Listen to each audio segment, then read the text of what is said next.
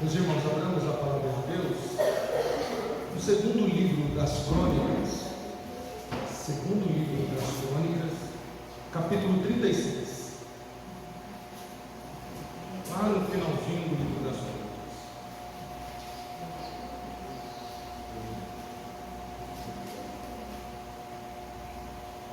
Se você estava em Salmos, volte aí mais uns livrinhos, vai passar por Esther, Neemias, Esdras, e aí chega em Crônicas, segunda Crônicas.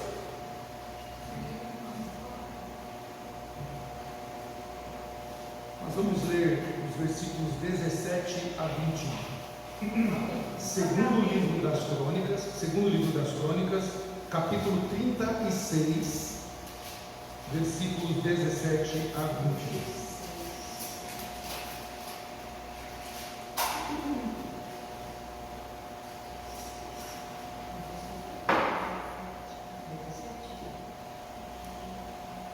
Diz assim a palavra do Senhor, receba-la com fé.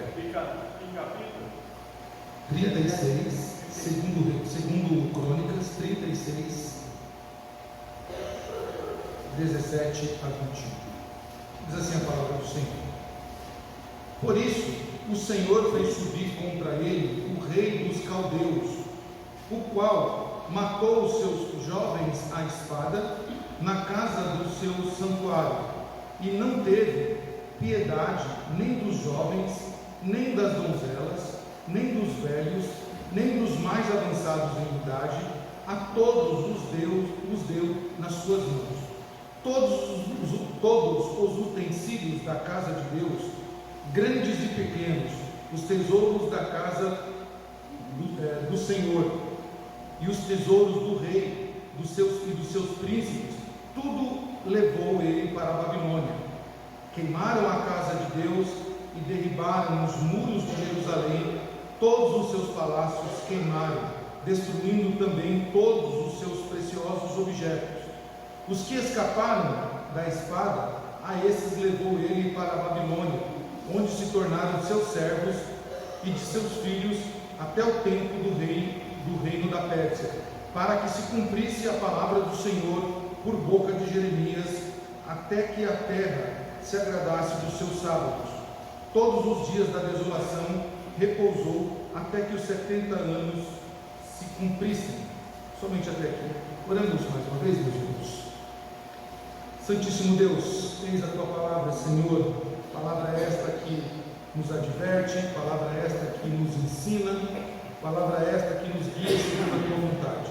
Abra os nossos olhos para que possamos ver a tua palavra, Senhor. Abra os nossos ouvidos para que possamos ouvir a tua palavra. E uma vez que ouvimos, Senhor, ela desça o nosso coração e dentro do nosso interior ela produz aquilo que o Senhor quer para a nossa caminhada aqui nesta terra até Jerusalém Celestial. Oramos com gratidão em nome de Jesus. Amém. Meus irmãos, hoje na nossa sociedade, aliás, na sociedade mundial, hoje se discute muito sobre a questão da disciplina, como é que deve ser aplicada a disciplina, principalmente dentro de um contexto familiar. Muitos sites de psicologia /terapia, eles são contra aquele modelo de disciplina padrão em que todos nós crescemos. E nós não estamos aqui para dizer que está certo o que nós fazíamos, ou o modelo que nós crescemos, ou se está errado. Não é esta a questão. Não é essa a questão. A questão é sobre como é que esta sociedade encara a disciplina, como é que ela enxerga a disciplina. Então esses sites de psicologia /terapia vai de encontro ao que este novo modelo de disciplina tem se apresentado principalmente nessa sociedade moderna ou pós-moderna que nós vivemos. Então, para combater aquele modelo de disciplina padrão que nós crescemos, de disciplina, castigo, em algumas oportunidades o pai, a mãe corrigiu com a vara, e hoje quase que é um crime você corrigir uma criança com a vara, até há lugares que se processam os pais ou os cuidadores que aplicam a correção física nos filhos. E o que essa sociedade então colocou como contrapartida? Algo que eles chamam de educação positiva. O nome é esse, educação positiva. O que é isso, educação positiva? A educação positiva é um método de educação baseado no cuidado com o bem-estar, desenvolvimento de competências emocionais e promoção da autoconfiança nas crianças. Isso significa a educação positiva. Vou resumir aqui para os irmãos. O que eles falam? Este método arcaico de correção física com a vara, este método arcaico de castigo, de privação, em que os nossos, que antigamente se fazia com a criança, é um método ineficaz, é um método opressor, que não causa nenhum efeito nas crianças. O que você tem que fazer? Dialogar com a criança. Você tem que entender que ela é um ser sentimental e que ela precisa ser trabalhada no emocional dela, e você precisa incentivar ela dando uma autoconfiança. Parece bonito, né? Mas este modelo da educação positiva, ele praticamente faz com que o pai e a mãe deixe de ser uma autoridade dentro de casa e passe a ser um amigo. Você já ouviu essa expressão? Meu filho é meu amigo. Bonito, né? Meu filho é meu amigo. Bonito. Se a prática desse meu filho é meu amigo não fosse realmente de tratar o filho como um amigo e não como um filho, achando que você aplicar a sua autoridade sobre o seu filho ou a sua filha, você está sendo opressor, ou você está sendo violento com as suas palavras. Neste modelo de educação positiva, não cabe uma voz mais rígida com o filho, ou com a criança, ou com aquele que está subordinado. Não cabe uma privação, um castigo, né? O cantinho do pensamento. Quem nunca foi, né? O cantinho do pensamento. Não cabe isso mais. Você tem que dialogar e dizer assim: então, o que você está passando? Conta para mim o que você está sentindo dentro de você, né? O que você está pensando referente a isso? E olha só que interessante, dentro disso aí foi perguntado para alguns assim: mas ok, como que essa técnica da educação positiva trabalha com a birra da criança? E olha que interessante o que eles dizem sobre a birra. Eles colocam assim: você deve mudar a criança de ambiente, saindo de um local movimentado para um local tranquilo. Quando a criança fazer birra, você deve pegar ela, levar para um local mais tranquilo e conversar com ela. Você deve distrair a criança com coisas que ela gosta, como animais, música ou vídeos engraçados, antes de tentar conversar com ela sobre os seus sentimentos.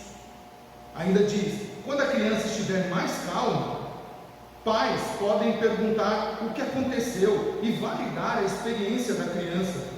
Mesmo que ela esteja errada, é importante mostrar que as emoções dela são compreensíveis. Que coisa, né? Tem mais ainda, olha o que eles dizem aqui: que deve-se ensinar outras maneiras de lidar com a situação. Não é porque ela tem raiva que ela pode quebrar objetos ou bater nas pessoas. Mostre outras maneiras de extravasar as suas emoções intensas. Ou seja, pode fazer birra, mas de uma outra maneira, não quebrando as coisas, não batendo nas pessoas. E eles ainda dizem mais uma coisa sobre isso: confortar a criança. Um abraço pode ser mais eficiente que palavras. Então, ofereça carinho ao seu filho em vez de uma repreensão ou castigo. No entanto, ele pode não querer ser tocado no momento. É sempre bom perguntar para a criança se ela quer ser abraçada, ou qual a melhor maneira de você confortá-la. No fim, eles dizem assim: não dando certo, fique em silêncio e deixe ela quietinha no campo dela ali, com a birra ou com a raiva dela. Meus irmãos, educação positiva não funciona. Nesses métodos aqui não funciona. É claro que se você for conversar com um psicólogo, um terapeuta, ou alguma pessoa que trabalha dentro dessa área, ela vai dizer assim: não, esse é o melhor método de educar. Mas olha que interessante, o próprio Deus, que é o modelo dos modelos, ele trabalha com o modelo de disciplina eficaz na vida dos seus filhos.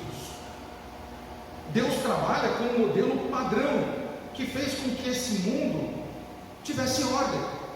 E é interessante quando nós olhamos para este texto, Deus vai mostrar ao povo por que aquele povo está sendo disciplinado de uma maneira dura, uma maneira dura mesmo. É o pai corrigindo o filho, mostrando para o filho que o que está acontecendo com ele, que aquela disciplina veio do Senhor e é necessário para a vida dele, para que ele não se perca e ele volte ao Senhor.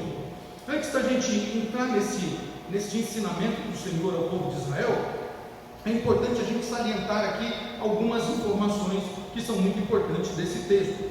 Segundo Crônicas, capítulo 36, ele conta sobre a destruição do templo de Deus pelos babilônicos, a queda do muro de Jerusalém e o exílio daqueles que sobreviveram. É isso que está contando este capítulo. Está falando de como os babilônicos entraram em Jerusalém, destruíram o templo do Senhor, destruíram os muros de Israel, e eles saquearam todas as casas, mataram pessoas, e agora os que ficaram vivos, eles estão levando cativos para serem escravos na Babilônia. É isso que narra esse capítulo.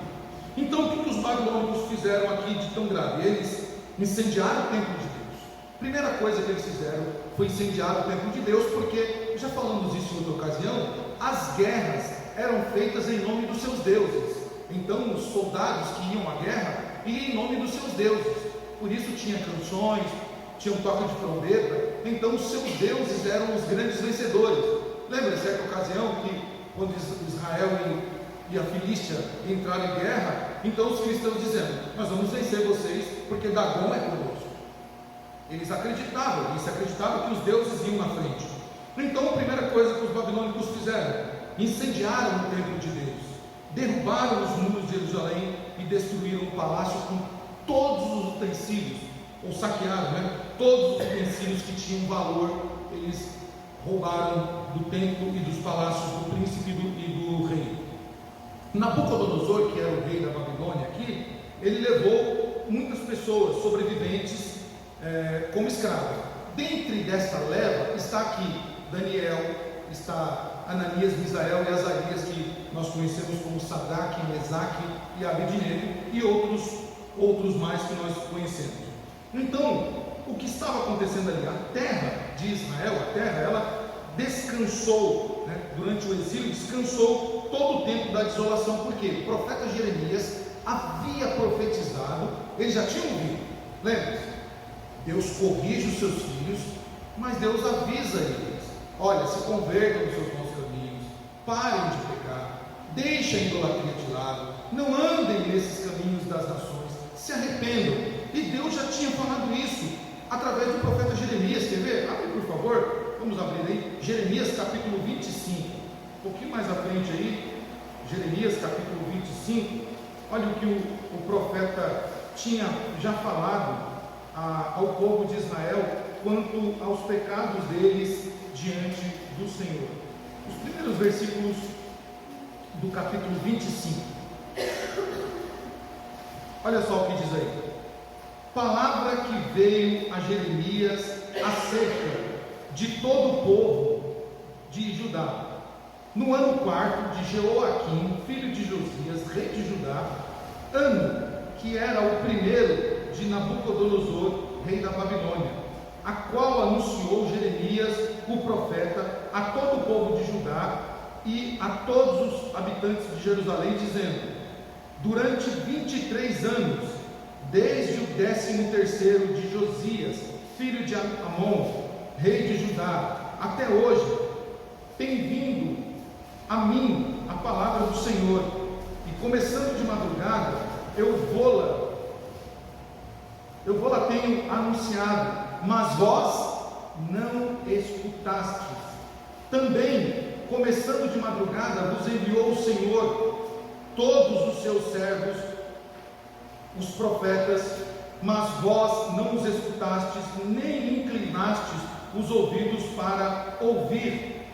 Quando diziam: convertei-vos agora, cada um do seu mau caminho e da maldade das suas ações, e habitai na terra que o Senhor vos deu e a vossos pais, desde os tempos antigos e para sempre.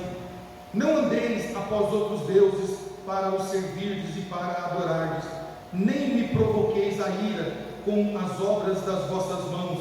Não vos fareis mal algum. Todavia, não me deste ouvidos, diz o Senhor, mas me provocastes a ira com as obras das vossas mãos para o vosso próprio mal. E ele continua então dizendo que esse povo fez. Ou seja, o Senhor estava avisando o povo de Judá: se convertam, parem de pecar. Deus estava dizendo: já basta, já deu. 23 anos que Jeremias está pregando, profetizando junto com os demais profetas, de madrugada até tarde, anunciando. Mas o que o povo está fazendo? Não está ouvindo, e nem está se inclinando diante de Deus, se arrependendo. Então, meus irmãos, Deus precisava dar um basta no pecado daquele povo. Deus precisava mostrar a ele que eles pecaram gravemente contra a lei do Senhor.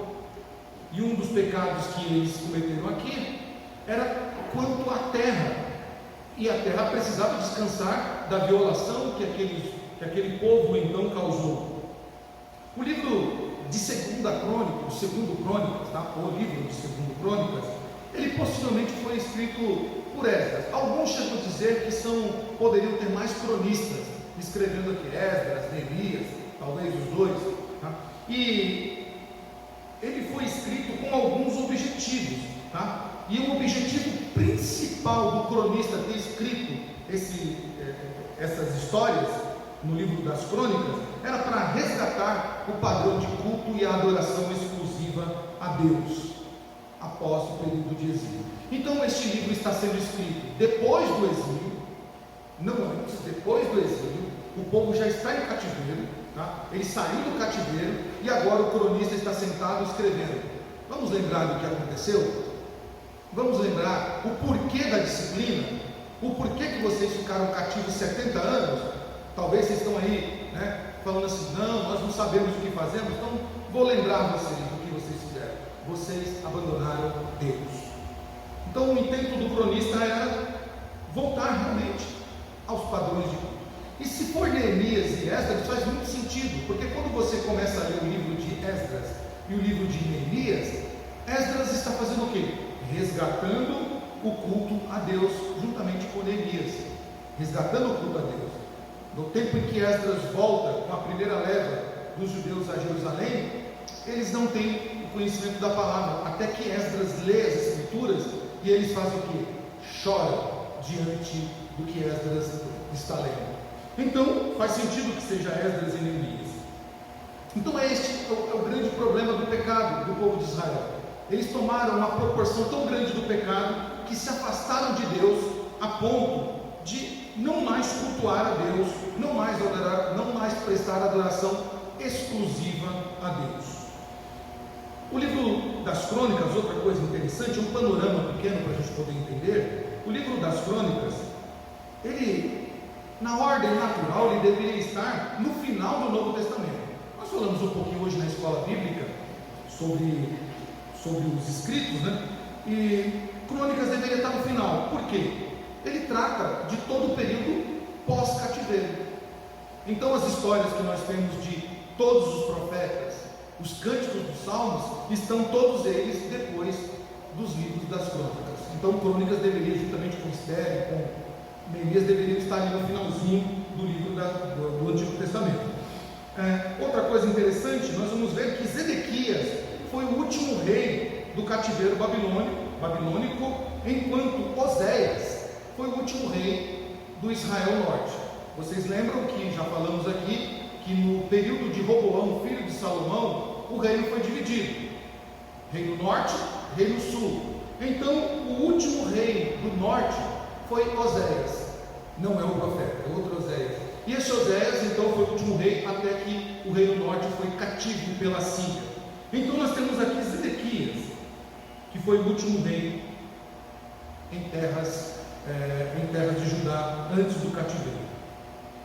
E isso é muito importante, porque quando nós olhamos para a história, faz muito essas informações são importantes.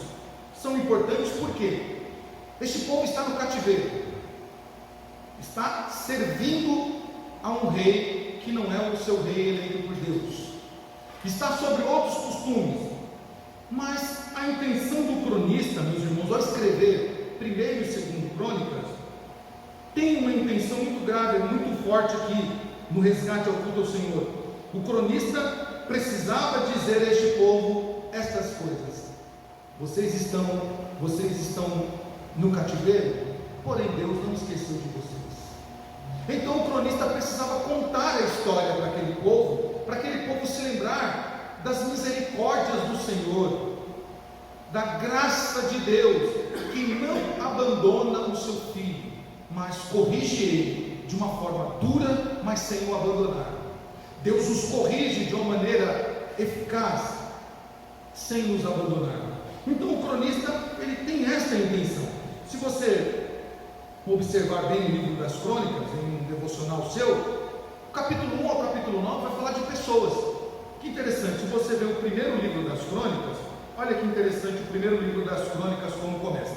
E o livro das Crônicas, meus irmãos, é aquela leva de livros que eu e você, quando vamos ler, tem gente como o seu Geraldo aí que faz leitura anual da Bíblia, lê a Bíblia toda. Aí quando chega em Crônicas, rapaz, é um desafio. Fulano gerou ciclano, que gerou Beltrano, que gerou fulano, que gerou ciclano, que gerou Beltrano. Aí você falou, meu Deus do céu. Aí você faz aquela leitura assim, blá blá blá blá, acabei de ler. Porque é um livro que realmente não faz muito sentido para a gente, né? Olha como começa o livro das Crônicas. Primeiro, Adão gerou Sete, Enos, Cainã, Maalael, Jared, Enoque, Metusalém, Lameque, Noé, Sem, Cã, Jafé. Olha como começa o livro, falando de pessoas, e vai até o capítulo 9 falando de pessoas, genealogia, né? Falando Adão, né? Vai falando dos filhos de Adão, chegando Noé, vai passando pelas gerações. Por quê? Porque o cronista está querendo mostrar para o povo de Israel que Deus estava presente na história deles desde o começo. Então o capítulo 1 e o capítulo 9 fala só de pessoas. O capítulo 10 de 1º Crônicas até o capítulo 9 do segundo livro das Crônicas vai falar do período de abundância de Israel, que é o período do reinado de Davi e do reinado de Salomão. É o ápice do reino, onde o reino prospera, onde o reino cresce, onde o reino se fortalece, aonde eles vivem o maior período de prosperidade jamais vista no povo de Israel. Então, o cronista, ele está querendo mostrar: Deus é o Deus das pessoas, Deus é o Deus que nos abençoa, Deus é o Deus que mostra a nossa história. Então o cronista, aqui no primeiro livro das Crônicas, ele anuncia: Deus nunca deixou de ser o nosso Deus, em momento algum, ainda que pecamos contra Ele, Deus nunca deixou de ser o nosso Deus, sempre esteve conosco. Do capítulo 10 de 2º Crônicas até o capítulo 36, que é esse que nós estamos lendo, o cronista, ele pega algumas coisas de alguns reis de Judá, somente de Judá. O cronista não vai falar do reino do norte, somente de Judá. Então ele pega algumas coisas desses reis e mostra a misericórdia de Deus.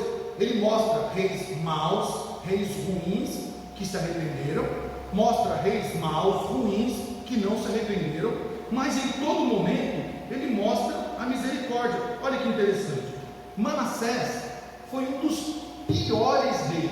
Irmãos, este homem foi cruel demais, mas no final da sua vida ele alcançou a misericórdia de Deus, e Deus então deu um bom descanso a ele.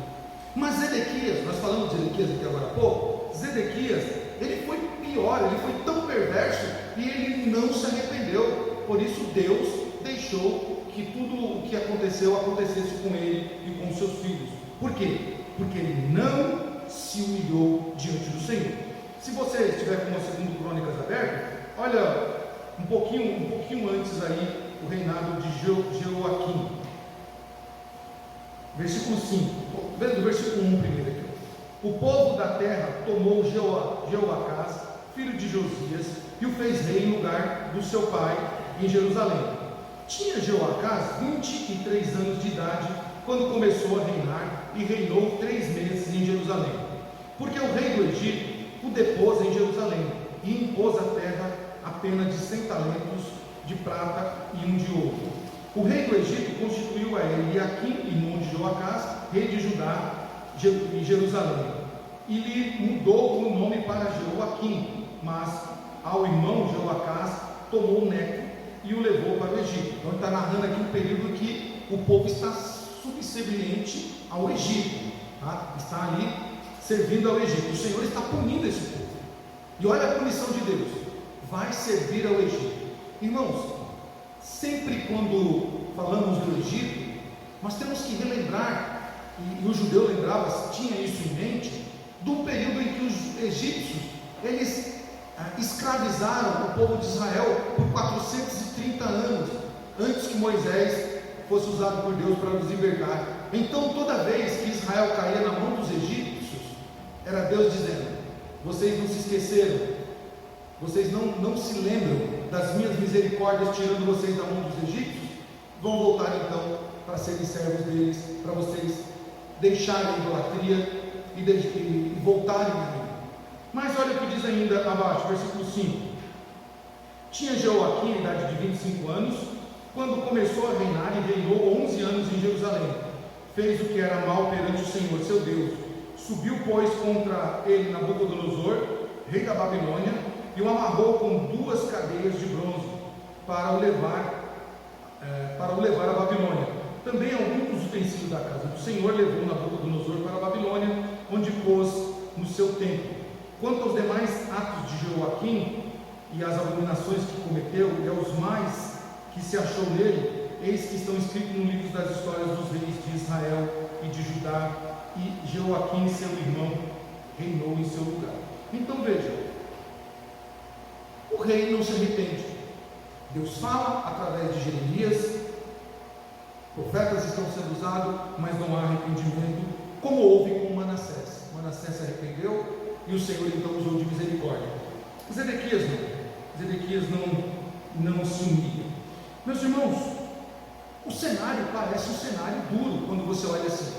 O texto que nós lemos é um texto difícil de nós lermos, porque está falando de uma cidade que está sendo destruída, onde velhos estão morrendo, mulheres estão sendo mortas, crianças estão sendo mortas, o templo de Deus, a igreja daquele povo está sendo queimada, os utensílios da casa do Senhor consagrados estão sendo furtados, o palácio real, que era a coisa mais linda, está sendo todo saqueado e queimado, o palácio dos príncipes, os herdeiros sendo mortos, os muros de Jerusalém, que é a grande fortaleza, sendo derrubada abaixo, e aquela cidade então está em caos. E a gente olha assim e fala assim: meu Deus, que castigo foi esse?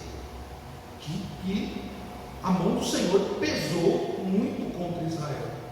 Mas irmãos, Deus vai dando oportunidade para que esse povo se arrependa. O salmista vai dizer que as misericórdias do Senhor, aliás, o escritor vai dizer que as misericórdias do Senhor são a razão de nós não sermos consumidos. Então Deus está dando oportunidade para esse povo se arrepender. Nós vimos aqui, Jeremias narrou o fato. Por 23 anos Jeremias anunciou, por 23 anos os profetas falaram para aquele povo, mas aquele povo fez o quê? Não queremos. E parece que essa é uma narrativa comum ao ser humano. Quando nós voltamos um pouquinho nas escrituras e vamos ao tempo de Noé, o que Noé está fazendo? Pregando arrependimento, dizendo: Deus vai punir todos aqueles que estão agindo contrário à sua vontade. E Noé tem que fazer isso todos os dias. Mas o que eles fizeram? Fecharam seus ouvidos para não ouvir a pregação de Noé. Nos tempos de Ló, em Sodoma e Gomorra, também estava sendo anunciado que o Senhor iria destruir, mas também não quiseram ouvir, e o Senhor então enviou fogo para queimar aquela cidade. Em outras ocasiões, Israel foi assim avisado nos pormenores, mas rejeitou a palavra do Senhor. Irmãos, por que Deus está disciplinando esse povo? A Bíblia diz que Deus não tem prazer na morte de um injusto ou na punição de um injusto. Não, parece que algumas pessoas acham que Deus tem prazer em punir. Claro, Deus não é adepto dessa educação positiva aqui para ficar, ô filhinho, você está bem? Por que você pecou? Conta para mim, né? O que você sentiu quando você pecou ali, quando você cometeu aquele pecado? Conta para mim as suas emoções. Vamos trocar uma ideia aqui de amigos, né? Eu sou teu amigo, eu sou o Deusão, seu amigo. Não é assim que funciona. Deus é Pai, Ele usa da sua autoridade, mas Ele, como um bom Pai, Ele nos avisa, Ele nos orienta, Ele dá oportunidade para que eu e você se arrependamos dos nossos pecados e confessamos diante dEle. Mas quando nós não queremos, quando nós fechamos os ouvidos, então Deus nos disciplina para que nós não venhamos a nos perder. Então, olha só, o porquê que Deus está punindo Israel, permitindo que a Babilônia venha sobre eles e os destrua? Eles cometeram pelo menos 4 pecados, irmãos, aqui. O primeiro pecado que eles cometeram, violação do sábado. Eles pecaram contra o Senhor, violando o sábado do Senhor. Segundo, eles caíram numa profunda idolatria que enraizou no coração deles. Eles adoraram a todos os tipos de deuses que você pode imaginar das nações vizinhas, de Camus, a Baal, a Aserá, aos deuses dos Amonitas, aos deuses dos egípcios, aos deuses da Etiópia, tudo que é Deus que você possa imaginar, eles adoraram. Segundo, eles abandonaram o culto a Deus. Terceiro, abandonaram o culto a Deus. E em quarto, faltou-lhes o arrependimento. Não havia arrependimento no coração deles. E olha que interessante aqui. Deus fez eles compreenderem então. No cativeiro, eles tiveram como aprender o porquê que eles estavam cativos. Violação do sábado, eles descumpriram o 4º mandamento. Era um mandamento de Deus, não era algo negociável. Não era algo dizendo assim, poxa filho, você não guardou o sábado. Poxa filho, por que você não guardou o sábado? Conta para mim, deixa eu entender. Vamos trocar uma ideia aqui, por que você não guardou o sábado? Não, era uma lei estabelecida pelo próprio Deus, escrita com o próprio dedo de Deus, dada a Moisés no monte. Deus era só obedecer. Então Deus fez eles compreenderem que um dos motivos deles estarem sofrendo nas mãos de Nabucodonosor, ou lá do outro lado, nas mãos do rei da Síria, era por causa do descumprimento do 4º mandamento. Mas ainda, Deus os fez compreender que eles feriram o primeiro mandamento quando eles caíram em idolatria. Não terás outros deuses diante de mim. A eles vocês não devem se prostrar e não devem adorá-lo. Era um mandamento que eles precisavam só cumprir. Então lá no cativeiro, Deus fez eles entenderem que eles descumpriram o 4º mandamento, descumpriram o primeiro mandamento, e a Bíblia diz que quando nós faltamos em um mandamento, somos réus de todos os mandamentos, descumprimos todos. Mas ainda, o Senhor fez eles compreenderem que a idolatria, meus irmãos, o abandono ao culto, era uma ferida que eles estavam causando na aliança entre Deus e o povo. Quando Deus se aliançou com esse povo, através de Abraão, lá no livro de Gênesis, Deus estava dizendo, haverá um relacionamento entre eu e vocês. Vocês serão o meu povo e eu serei o seu Deus. Então esse era o relacionamento que eles precisavam manter. O culto a Deus é um relacionamento do povo para com o seu Deus. Quando eles rejeitaram o culto, eles estavam dizendo assim, nós não queremos estar debaixo da tua aliança. Nós não temos aliança contigo. A nossa aliança é com Baal, é com Aserá, é com Camus, é com outros deuses. mas não é como o Deus de Israel, o Deus de Abraão, de Isaac e de Jacó, o Deus de Davi. Então eles precisavam entender. Quando nós olhamos o 5º livro dos Salmos, quem estudou lá os Salmos vai lembrar disso, são salmos do cativeiro, são salmos em que eles estão no cativeiro, ou pós-exílio, né? Eles estão cantando então o quê? Aquilo que nós lemos no Salmo 137. Estão pedindo agora para a gente cantar músicas alegres de Sião, mas numa alegria, porque nós descumprimos o sábado, ferimos o 4º mandamento, nós caímos na idolatria, ferimos o 1º mandamento, nós abandonamos a Deus. Como nós vamos poder cantar ao Senhor? Como nós vamos poder nos alegrar, sendo que Jerusalém está totalmente destruída? Não há alegria, não há alegria para nós cantarmos. Então esses salmos vão expressar o sentimento deles lá, que é estar fora da aliança com Deus. E Deus os fez compreender que eles estão sendo disciplinados porque neles não houve arrependimento.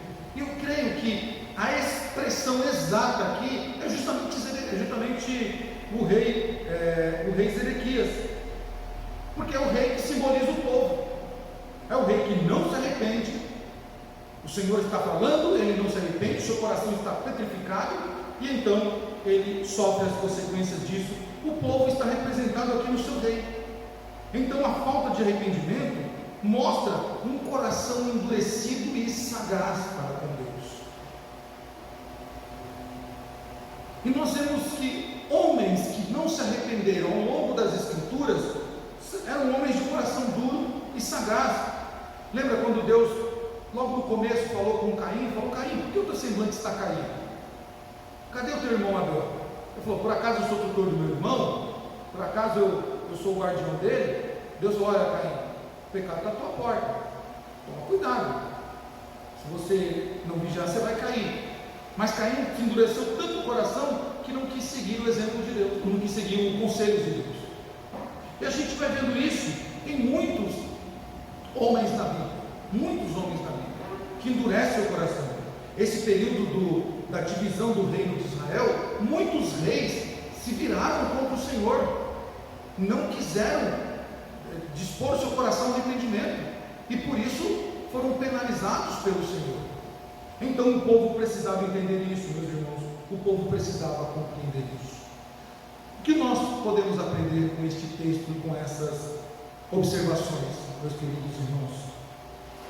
Que Deus, primeiro, Deus não é o Deus da disciplina ou da educação positiva. Não trate Deus dessa maneira, dizendo: Senhor, eu quero aqui abrir meu coração para o Senhor, eu quero trocar uma ideia contigo, quero que o Senhor me entenda, Deus. Não é fácil viver nessa época, não é fácil ser brasileiro, não é fácil ser crente, Senhor, não é fácil resistir ao pecado que está ali. Eu não sou de fé. Não trate Deus como se Deus fosse um gestor de educação positiva. Trate Deus como seu pai, o seu pai, que tem autoridade para te perdoar de todos os pecados. Confesse os seus pecados a Deus sem desviar o foco, sem se isentar da culpa, sem querer negociar com Deus, mas faça como o filho pródigo: pequei contra o Senhor, pequei contra o céu, pequei contra o Senhor, e somente contra ele pequei, se referindo ao Pai, mas a aplicação ao Senhor. Eu vou voltar ao Pai e vou dizer para ele: Pai, pequei contra ti, já não sou digno de ser teu filho, me trata como servo. E ele alcançou a misericórdia do Pai.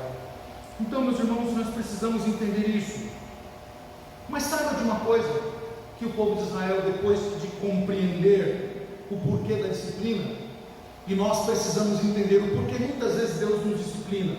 Primeiro, Provérbios capítulo 3, versículo 12, a Bíblia vai dizer que Deus nos corrige porque Ele nos ama. Porque Ele nos ama. Então, quando nós não damos ouvidos à palavra do Senhor, Deus nos corrige porque Ele nos ama, porque Ele quer que nós voltemos para o caminho, que nós deixemos as más práticas e voltemos para o caminho correto. Segundo o escritor aos Hebreus, capítulo 12, no versículo 6, vai dizer quase que a mesma coisa. Vai dizer: porque o Senhor corrige aos que ama e disciplina a qualquer um que recebe por filho. Então, quando nós somos corrigidos, irmãos, é porque nós somos filhos. Nenhum pai e nenhuma mãe aqui presente, quando precisou corrigir o seu filho, corrigiu, né? Falou assim: ah, que maravilha, hoje eu estou alegre, estou feliz, vou comprar pizza, vou fazer bolo porque eu apliquei uma disciplina no meu filho. Não! Alguns chegam a dizer que a correção dói mais no pai e na mãe do que no filho. Porque qual mãe, qual pai, qual avô, qual avó que tem prazer em disciplinar o filho? Não! A disciplina implica em um desvio de conduta. A disciplina implica que aquela pessoa, ela cometeu algo muito grave e que ela precisa então ser corrigida. Meus irmãos, Deus é misericordioso conosco. O cronista desejou isso e alcançou o objetivo, deixando escrito para o povo de Israel se lembrar que mesmo no cativeiro, Deus é gracioso, Deus é misericordioso para conosco. Deus, ao longo da história, Ele não se afastou de nós, Ele nos disciplina, mas Ele é misericordioso. Ele não se afasta, ou não afasta a sua misericórdia de nós. É por isso que está escrito que as misericórdias de Deus são a razão porque eu e você não somos consumidos. Em segundo lugar, Deus não está ausente dos eventos do seu povo. Em nenhum momento da sua vida, desde o seu nascimento até o último dia da sua vida na terra, em nenhum momento Deus te deixou só. Em nenhum momento o Senhor te abandonou.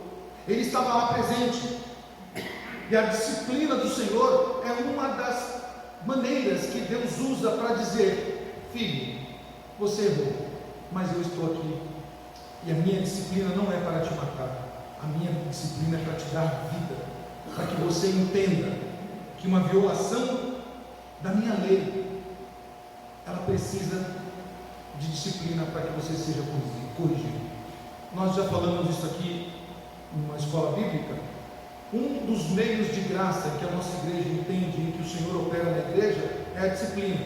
Os meios de graça são ceia, batismo e disciplina, que é a comunhão dos santos, a oração. Então a disciplina também é um meio de graça. É Deus falando com o seu povo, é Deus se comunicando com o seu povo, é Deus dizendo a nós que Ele não nos deixa só, que Ele não nos abandone. Meus irmãos,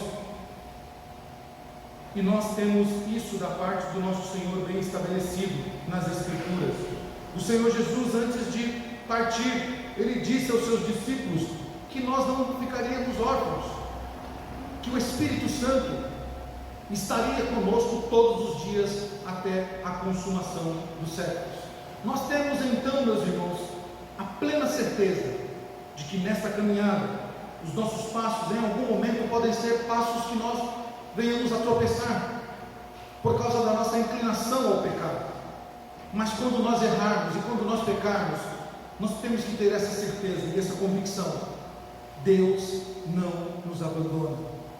Deus está sempre conosco, porque Ele nos ama, porque Ele nos vê como seus filhos, e a disciplina dEle é para injetar vida em mim e em você.